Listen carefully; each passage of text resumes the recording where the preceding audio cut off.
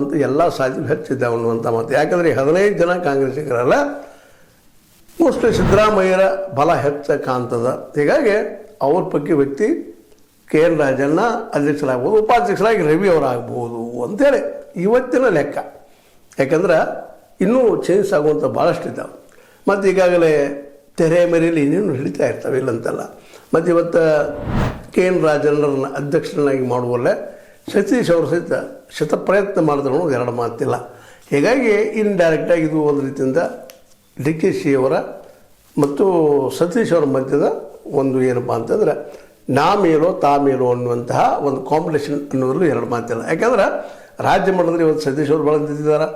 ಮತ್ತು ಮುಂದಿನ C M ನಾನೇ 28ಕ್ಕೆ ನಿಲ್ಲು ಆಗುವಂಥವನ್ನಂತ ಟವೆಲು ಹಾಕಿಬಿಟ್ಟಿದ್ದಾರೆ ನಮ್ಮ ಸತೀಶ್ ಅವರು.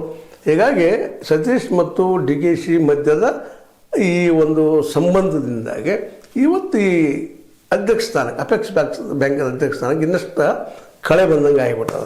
ಯಾಕಂದ್ರೆ ಕೆ ಎನ್ ರಾಜಣ್ಣ ಅವರಂತೂ ಪೂರ್ತಿಯಾಗಿ ಸತೀಶ್ ಅವರ ಜೊತೆಗೆ ತಮ್ಮನ್ನು ತಾವು ಉಳಿಸ್ಕೊಂಡಿದ್ದಾರೆ, ಸಿದ್ದರಾಮಯ್ಯ ಜೊತೆ ಉಳಿಸ್ಕೊಂಡಿದ್ದಾರೆ.